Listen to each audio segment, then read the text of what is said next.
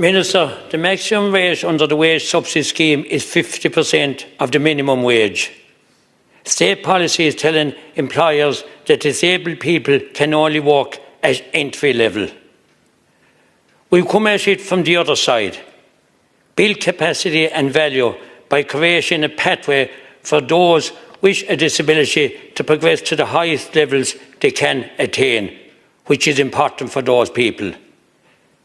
Minister, the core issue here is that the new wage subsidy scheme is framed in terms of compensation an employer for an employee's perceived lack of ability.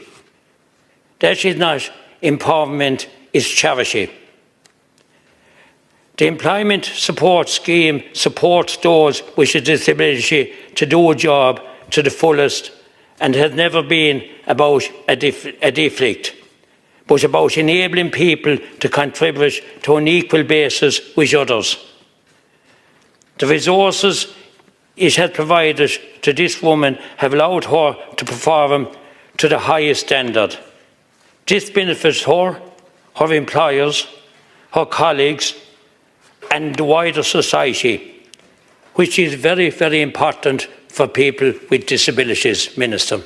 Well, thank you, Deputy. And as I outlined, when the Employment Support Scheme terminated or closed in 2005, there was 474 employees in respect of 404 employers. To date, we have 1,518 employers availing of the scheme with over 2,500 employees. We're a long way off where I want to be, and I'll be very focused on getting people with disability into the workforce, because I think they have extraordinary skill and extraordinary talent to offer. And I'm constantly reviewing the wage subsidy scheme.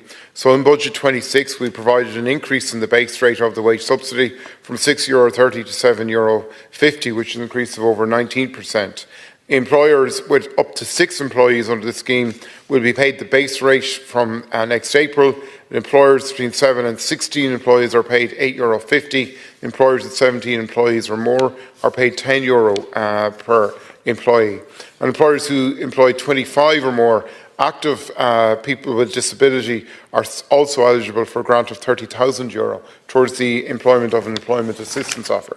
So we're very much focused on making that scheme work, Deputy, and on addressing and making it more attractive to employers. I'm also very focused on engaging with employers, encouraging them to offer opportunities, and in doing so, highlighting the many companies that are doing that in every role.